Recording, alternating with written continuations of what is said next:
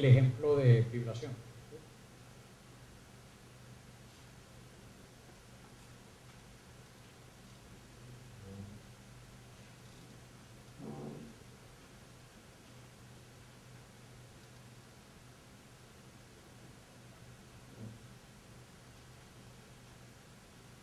Como les decía, todas estas presentaciones están en el CD. Si quieren tener lectura de noche.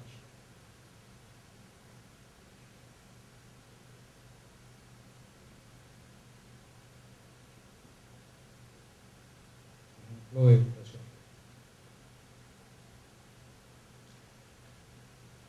Este es un edificio residencial conoce el sur de la Florida, conoce Val Harbor, ¿no? Val Harbor es una zona como el Beverly Hills, pero la Florida es bastante costoso. Este edificio tiene una particularidad, lo puse ahí porque es postensado, ¿sí? La separación entre estos pilares es de 10 a 12 metros. Son pilares de ¿cuánto es? 80 pulgadas.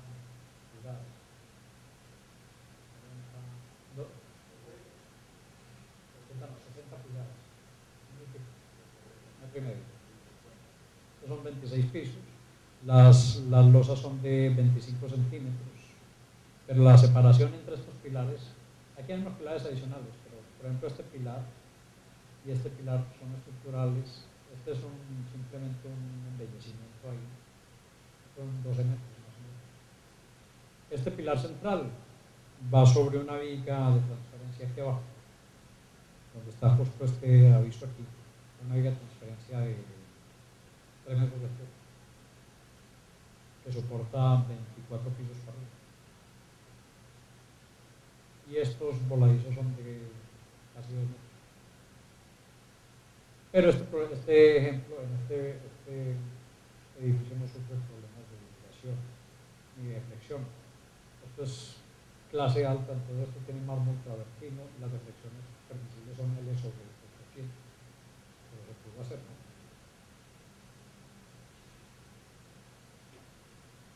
Bueno, conceptos de vibración, eso es lo que vamos a ver. Vamos a ver los conceptos de vibración. Vamos a ver cuáles son los pasos para evaluar la percepción de la vibración y la aceptabilidad de vibración para postensado. Vamos a hacer un ejemplo práctico. Hay quienes dicen que las losas postensadas vibran mucho. ¿Sí? Generalmente si son de grandes luces y a la hora de construcción, cuando solamente tienen peso propio, vibran bastante, se siente, pero no van a reventar. Pero la vibración cambia a medida que usted adiciona masa. Entonces usted adiciona peso superimpuesto y después particiones, y fuera de eso usted puede decir que hay una carga sostenida, viva, que hace parte de la masa virtual de la estructura. Entonces a mayor masa, pues la frecuencia de vibración disminuye. Entonces esa percepción de la vibración se va disminuyendo. Entonces empezamos con conceptos básicos, ¿no? De física. Entonces, ¿cómo vibra un elemento? Usted tiene una masa, ¿sí? Tiene un resorte, llamámoslo elástico, y cuando este elemento tiene una elongación, entonces esta elongación produce una fuerza hacia abajo de este resorte. La fuerza del resorte es K multiplicado por la distancia que hay de elongación, y esta fuerza de elongación es igual a la masa por aceleración que surge en ese elemento. ¿Sí? Cuando eso se suelta, entonces usted tiene una ecuación en donde estas dos fuerzas se tienen que equilibrar. Entonces, como esto ya es una ecuación diferencial, que se acuerde de eso, cuando se resuelve esta ecuación, nos da una frecuencia que es función, no escribo la fórmula total aquí, pero es una función de K sobre M, de la raíz de K sobre M. Eso siempre pasa. Las frecuencias son funciones de K sobre M, y esto es un factor que varía dependiendo del sistema. K es la rigidez del sistema y M es la masa. ¿Sí? Ahora decíamos, a más masa, menos frecuencia. Claro, porque está en el denominador. Si tenemos una vibración amortiguada, entonces lo que establecemos es un coeficiente de amortiguación adicional, ¿sí? Esta amortiguación crea una fuerza viscosa en este elemento que es función de la velocidad, ¿ya? Entonces, cuando yo levanto este elemento, yo tengo una fuerza de retracción, iba a decir una fuerza de compensación K por X, adicionalmente una fuerza en el elemento, en el damper, ¿no? En el elemento viscoso aquí, que es la constante del elemento viscoso por la velocidad. Y esas dos fuerzas tienen que compensar la masa por aceleración de eso. Y vuelve y existe un equilibrio de fuerzas. Y nuevamente, la frecuencia de este sistema es igual a una función de K sobre E. Entonces, independientemente de que el sistema no tenga amortiguación o la tenga, la frecuencia, que es lo que me va a interesar ahora, es una función de la rigidez sobre la masa. ¿Sí? Eso es básico, eso no se aplica a cualquier elemento. Cuando hay una vibración amortiguada, o sea, si yo levanto esta masa y la suelto, debido a este elemento viscoso, pues la amplitud de la deformación empieza a moderarse. Y eso tiene pues, físicamente tiene una moderación elíptica o logarítmica, si lo quieren ver así. Y entonces se puede calcular cuál es la frecuencia crítica del elemento, y lo que se muestra aquí es una curva cuando la amortiguación es de punto 1. Si yo veo varios sistemas con varios coeficientes de amortiguación, ¿sí? Esto es lo que pasa. Si yo no tengo nada de amortiguación, o sea, si no tengo elementos viscosos, y la frecuencia puede llegar a una frecuencia determinada, puede llegar a una amplitud infinita. Entonces es cuando se produce el fenómeno de resonancia, ¿sí?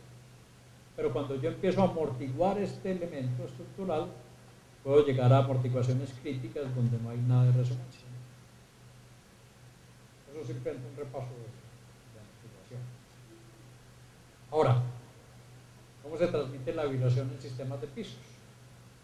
Los parámetros que necesitamos saber son la masa del sistema estructural. La masa es el peso dividido por la gravedad, o sea, el peso propio y de la carga superimpuesta, en caso tal de que ya sea un sistema en funcionamiento. El módulo de elasticidad de ese sistema, ¿sí? Dinámicamente, el módulo de elasticidad es alrededor del 25% mayor que el módulo de elasticidad estática. Hay una amortiguación del sistema que está entre el 2 y el 8%. En cuanto a esa amortiguación, es una amortiguación por vibración, también existe una amortiguación, un coeficiente de amortiguación por cargas laterales en una estructura. Cuando uno diseña una estructura a resistencia sísmica, uno dice que tiene una amortiguación del 5%. ¿Sí? En un congreso de ingeniería sísmica hace 3 semanas en Colombia, un investigador chileno decía y que había calculado amortiguaciones en edificios que son bastante rígidos, porque son de muros, del 2% y que no pasaba de ahí. O sea que eso, el 5% no es una amortiguación real medida, ¿ya? Pero es una amortiguación aceptada para cálculos sísmicos. Para cálculos de vibraciones de pisos puede haber amortiguaciones entre el 2 y el 8%. Pregunta, a ver, para pensar un poquito, es ¿cuándo la amortiguación se incrementa? ¿En qué estado de la losa? Es decir, la losa tiene que tener más masa para que amortigue más, ¿sí? Amortigua menos cuando la masa encima de la losa es pequeña. Entonces, si yo tengo un edificio como este, que es un edificio comercial, que tiene espacios abiertos muy grandes y que no tiene particiones en ninguna parte, o que las particiones son de yeso, que pesan muy poco, ¿sí? Esa losa no amortigua tanto la vibración.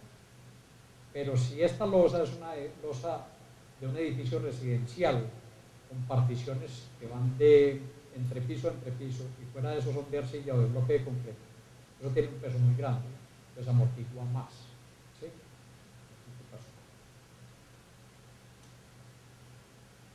Y otra consideración que hay que hacer es el agrietamiento. ¿Por qué? Porque el agrietamiento reduce la rigidez, ¿sí? Yo tengo una estructura agrietada, la inercia efectiva es menor. Recordemos que la frecuencia es K sobre M. K tiene que ser, es función de la inercia. Entonces tengo mayor frecuencia, vibra más. ¿Sí? Y aumenta también la frecuencia natural. Disminuye la frecuencia natural reduce la rigidez y la frecuencia natural. Entonces, si una losa es de hormigón convencional, uno tiene que tener en cuenta cuál es la frecuencia natural real del sistema para poder calcular la percepción de vibración. Eso se puede medir. Para eso se pueden utilizar acelerómetros de unidad sísmica. Uno puede colocar el acelerómetro y medir la frecuencia natural, eliminando ruidos blancos. El postensado. Entonces, ¿qué pasa con las losas postensadas? ¿Sí? Si uno considera el postensado como una carga externa axial, y lo considera de esa forma, el postensado hace que esto se deflecte, ¿sí? Asumiendo pues que está en esta posición. Y este efecto de P por delta crea un momento adicional que puede agrietar la losa. ¿Sí? Si uno la considera como una estructura con una carga externa. Pero resulta que el postensado no es una carga externa, sino que está embebido en la losa. Entonces, si está embebido en la losa, la trayectoria de la carga axial va en esta dirección. Pregunta, ¿eso crea efectos P delta? Esta carga que va en esta dirección, parabólica por decirlo así, es la carga P que hay aquí, pero va sobre esta línea. La pregunta es, si va embebida esa carga sobre este elemento, ¿produce efectos P delta en esta viga o en esa losa? No. Conclusión, en elementos muy esbeltos, postensados, que tienen carga postensada interna, nunca hay pandeo. No hay pandeo. Por esta razón. La carga viaja dentro del elemento. Y viaja con el eje neutro. El efecto P delta es nulo. Entonces, como el efecto P delta es nulo, no hay reducción de rigidez. ¿Por qué? Porque si diseñamos el postensado con el código ACI que no permite agrietamientos, esto siempre es elástico. ¿Ya? Vamos a ver los pasos para evaluar la vibración, ¿no? Primero hay que determinar la frecuencia natural de vibración del sistema de piso, ¿sí? En Hertz y en caso específico de áreas de interés. Hablamos en la mañana que cuando tenemos salas de hospitales y ese tipo de cosas, uno tiene que aislar la zona donde están esos equipos y ver cuáles son las frecuencias dominantes en esa zona, ¿sí? Entonces, primero hay que determinar eso. El segundo paso es determinar la excitación de la fuerza. ¿Sí? En este caso, en este ejemplo de vibración, vamos a hacer una excitación peatonal. ¿Sí? Gente caminando. Y cuál es el peso probable de una persona cuando la gente va caminando. No va caminando pues en marcha, sino que va caminando normal. El número de pasos por segundo de una persona es usualmente 2. Entonces el ciclo de reproducción de esos pasos es de 2 Hz. 2 ciclos por segundo. Entonces existen gráficas de carga, el factor de carga dinámica de una persona caminando. ¿Sí? Entonces la fuerza de excitación peatonal va a ser F, que es igual al factor de carga dinámica D por el peso de la persona. ¿Sí? En esta gráfica, no recuerdo, esta gráfica es creo que es del ATC en California. Esta gráfica es para 2 Hz, que es una frecuencia de caminado normal, ¿sí? Tiene un factor de carga alrededor de 0.5 o un poco más de 0.5. Este factor es un poco más de 0.5.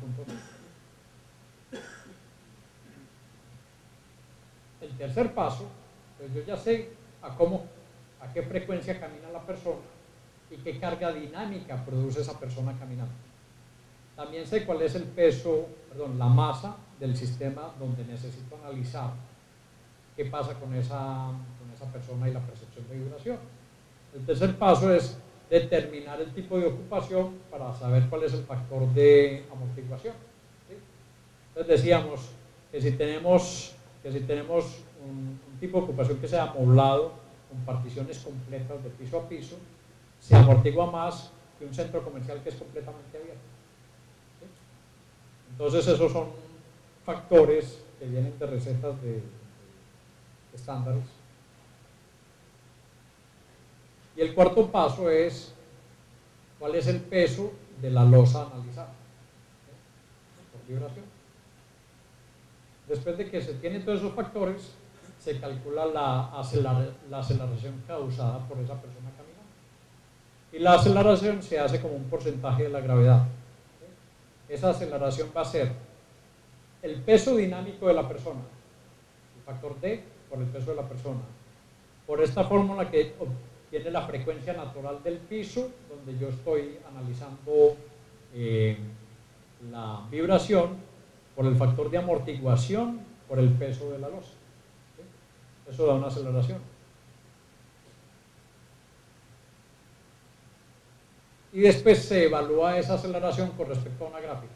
Después hay varias gráficas. Esta gráfica viene del ATC, precisamente, de la Applied Technology Council, esto es de California. Hay gráficas canadienses de vibración también, y hay unas gráficas del CAO, que es de la Sociedad de Ingenieros Estructurales del Sur de California. Pero esta es una gráfica pues, que se utiliza bastante para frecuencias de sensibilidad humana, ¿no? Entonces, estas gráficas tienen la aceleración pico, que fue el A sobre G que vimos en la fórmula anterior, en relación a la frecuencia de vibración del piso. Entonces, dependiendo de dónde estemos, se siente que hay un umbral de percepción de la vibración. Por ejemplo, si mi aceleración pico está por encima de esta línea, ¿sí? Está por aquí por encima, quiere decir que está por encima del umbral de percepción aceptable para edificios de oficinas y residencias. Si mi aceleración está en esta franja de acá, comprendida por este borde superior y este borde inferior, está en esta zona, quiere decir que mi percepción humana está aceptable para edificios de oficinas y residencias, pero no es aceptable para salas de cirugía. Y si por el contrario ese punto cae por aquí, es aceptable para estos tres, para oficinas, residencias y hospitales. ¿Sí? Si está por encima, no se acepta. Si está por debajo, se acepta dependiendo de la estructura y el tipo de uso. Entonces vamos a hacer un ejemplo práctico. Esto es un edificio existente, real, calculado, eso queda en Seattle, este edificio.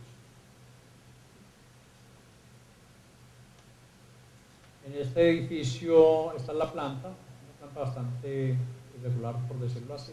Entonces se va a analizar qué pasa en este panel. ¿Sí? Hay 4 pilares ahí. Si este panel se baja aquí, estas son las dimensiones básicas del panel, ¿no? 9 con 14 metros en esta dirección y 8 metros en esta dirección, entre pilares. Esta losa es de 8 pulgadas, de 200 milímetros, y es una losa postensada. Esto es una malla de elementos finitos. ¿Sí? Y este es el primer modo de vibración. En el primer modo de vibración, son casi 6 Hz de vibración. Y las amplitudes más grandes, esta gráfica de aquí, no es un contorno de flexiones, es un contorno de amplitudes de vibración. Las amplitudes más grandes ocurren en esta zona y en esta zona, ¿sí? Para el primer modo de vibración. Para el segundo modo de vibración, aquí hay una amplitud bastante grande en esta zona, ¿sí? Y aquí hay una amplitud grande y aquí algo, ¿no? Nosotros estamos analizando, creo que es este panel o este, ¿sí?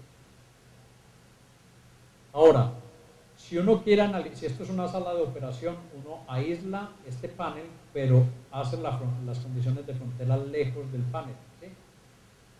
¿Por qué razón?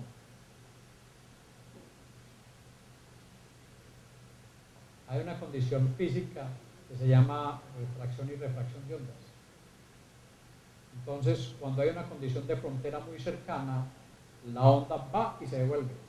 Entonces crea un efecto secundario adverso a la frecuencia real. Entonces ustedes tienen que utilizar bordes de losa de tal forma de que cuando lleguen a esos puntos las ondas no exista ese efecto perturbador. Entonces, debido a eso, los límites de frontera tienen que ser lejanos si se analizan sectores específicos de losa. Entonces, aceptemos que este es el segundo modo de vibración, ¿sí? Y vamos a hacer el cálculo. ¿Cómo se hace el calculito? El calculito se hace, vamos a asumir que la persona pesa 170 libras, o sea, yo no estoy en ese grupo. Camino a 2 ciclos por segundo, ¿sí? Y a 2 ciclos por segundo esto da 0.53 por 170 libras, da 90 libras de peso dinámico de la persona, ¿sí? Vamos a suponer que es un edificio que es amoblado con particiones bajas, ¿sí? Y con particiones bajas tiene un coeficiente de amortiguamiento del 3%. Vamos a calcular el peso del panel del que yo quiero calcular del problema de vibración, ¿sí? Ya sabemos las dimensiones del panel, entonces es 30 pies por 26 y un cuarto. Estos son coeficientes simplemente de medidas americanas. Punto 15 es 150 libras por pie cúbico, que es 2.400 kilos por metro cuadrado, más 3.02, ¿no? Esto debe ser una carga superimpuesta muerta, ¿sí? Eso da un total de 420 kilonewtons de peso, ¿sí? Calculamos la aceleración efectiva causada por eso. Entonces la aceleración es A sobre G, que es esta formulita. P, 79,5. La frecuencia natural que calculé fue 6 Hz. El amortiguamiento es 3. El peso del edificio es 94,5, esto es en kips. Esto es por 1000, simplemente un coeficiente de unidades. Y eso me da que la aceleración pico es el punto 35 de G. O sea, que esa persona caminando a 2 ciclos por segundo produce una aceleración pico en ese piso de 0.35 G. Muy poquita, ¿no? Pero vamos a ver qué efecto tiene sobre el suelo, sobre la percepción. Está la aceleración pico y es 0.35 que queda por aquí para una frecuencia de 6 Hz que tiene más o menos el suelo, queda por aquí. Este es el punto que ejemplifica mi suelo para esa vibración. Eso quiere decir que esa losa o ese panel de losa es aceptable para oficinas y para conjuntos residenciales, pero no es aceptable si ahí hubiera una sala de operación. ¿Sí? ¿Qué tengo que hacer yo para que sea aceptable para una sala de operación?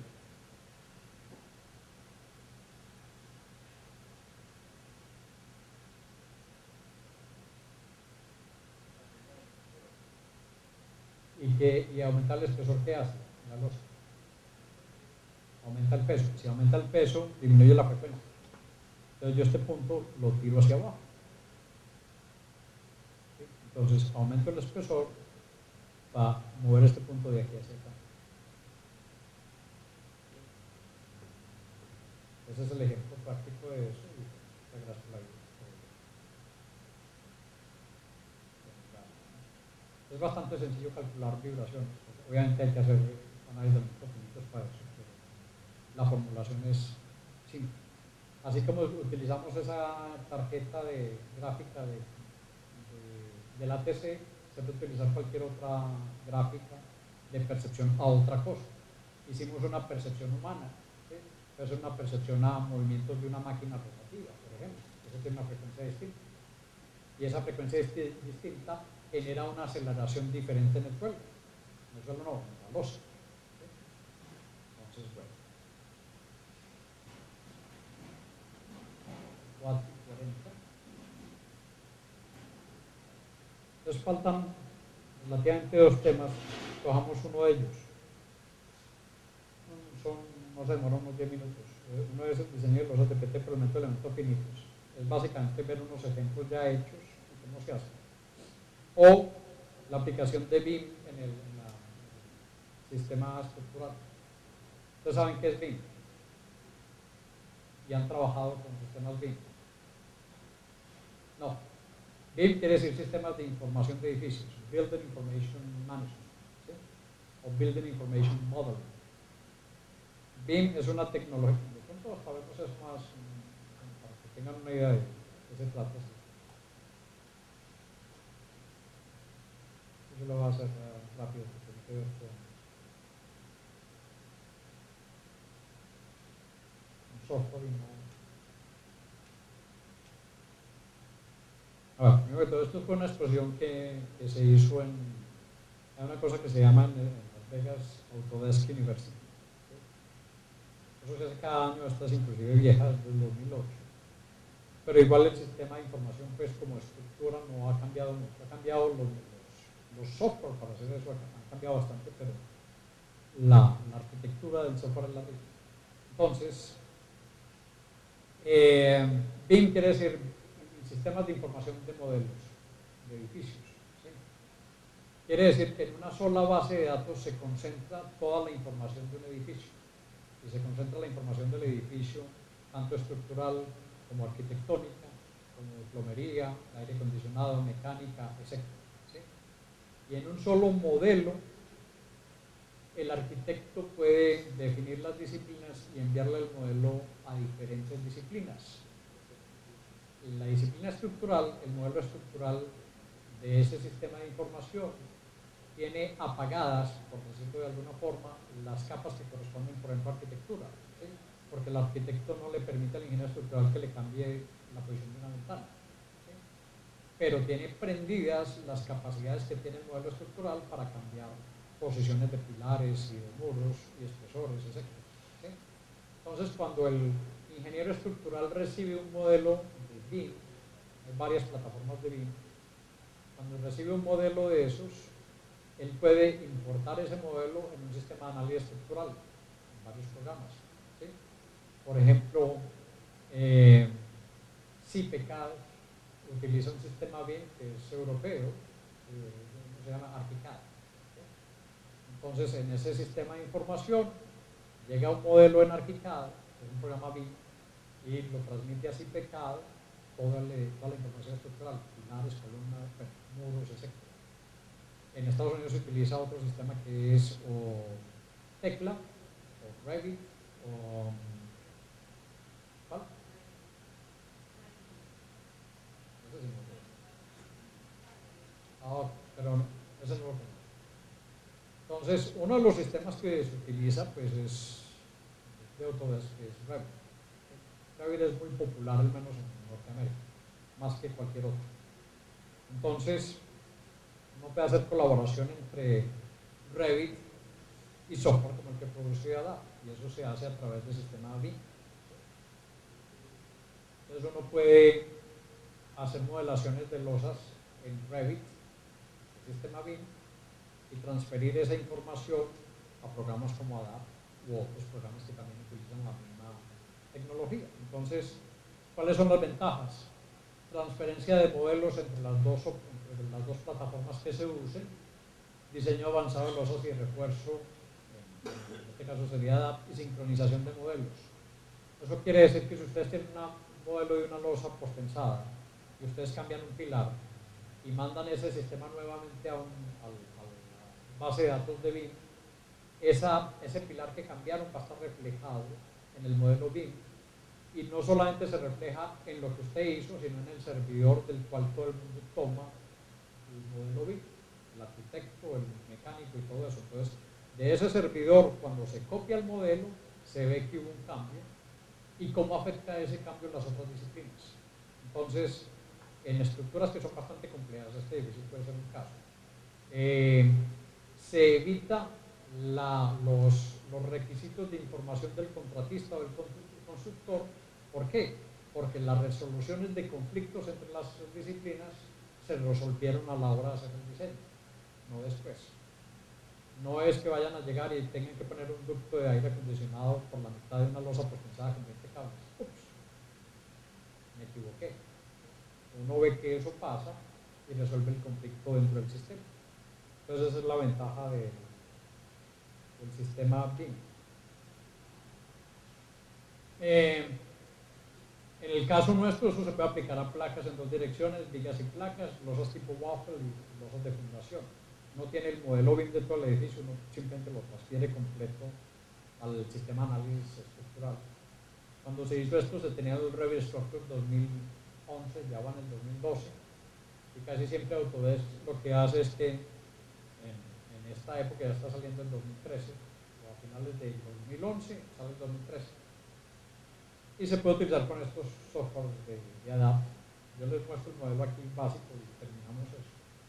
Digamos que esto es un sistema BIM, ¿sí? Esto es un edificio tridimensional con elementos básicos tridimensionales, con aperturas, etc. A través de ese sistema, lo único que tiene que definir uno en la plataforma de Revit son los niveles que uno está trabajando, los niveles de piso, que estén bien definidos. Aquí están, atención a los niveles en las diferentes estructuras, ¿sí? Se pueden modelar también cargas en el sistema BIM y eso transferir las cargas y combinaciones de cargas. Esto no es un programa estructural, esto es el programa de información de modelación.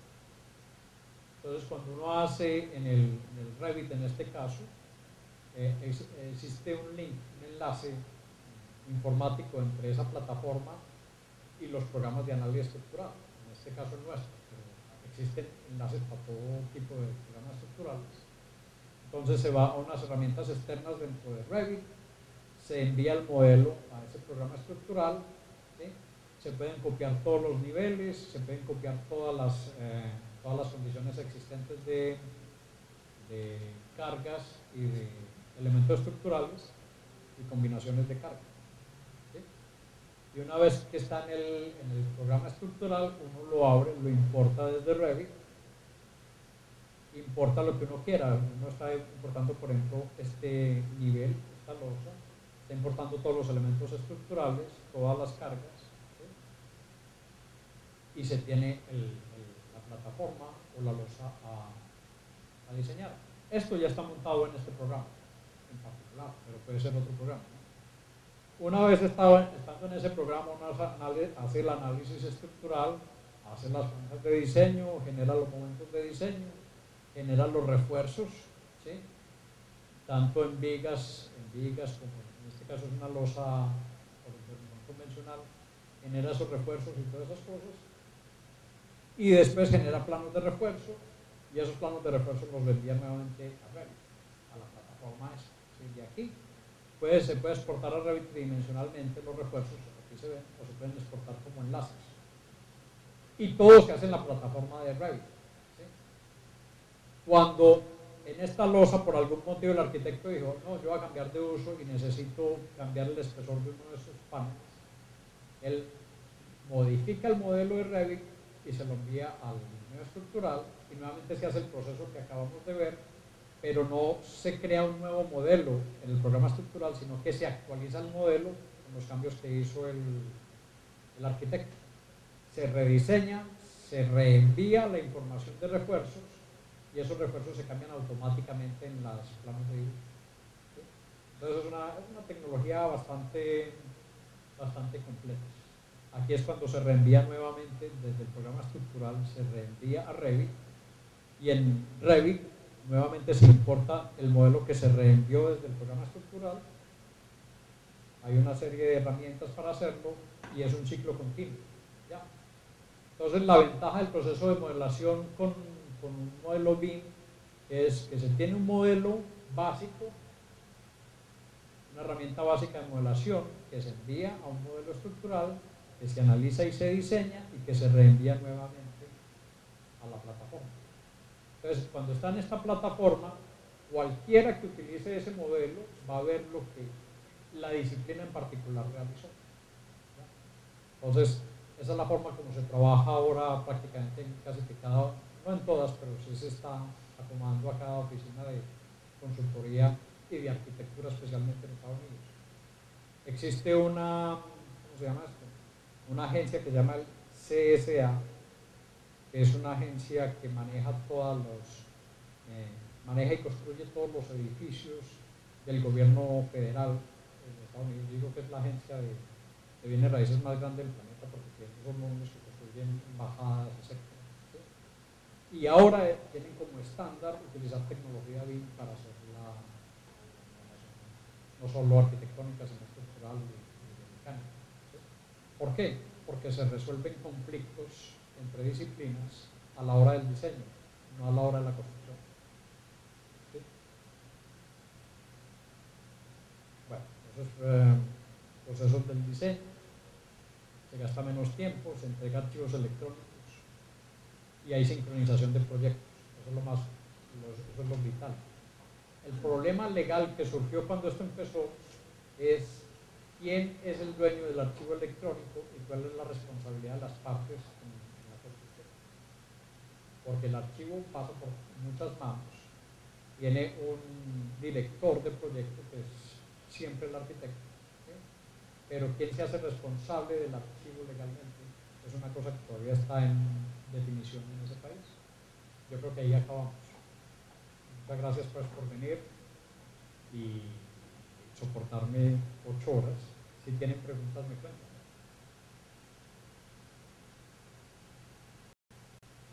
Ya están tan dormidos que quieren ir a la casita. Bueno, muchas gracias a ustedes, ¿no? Que estén bien.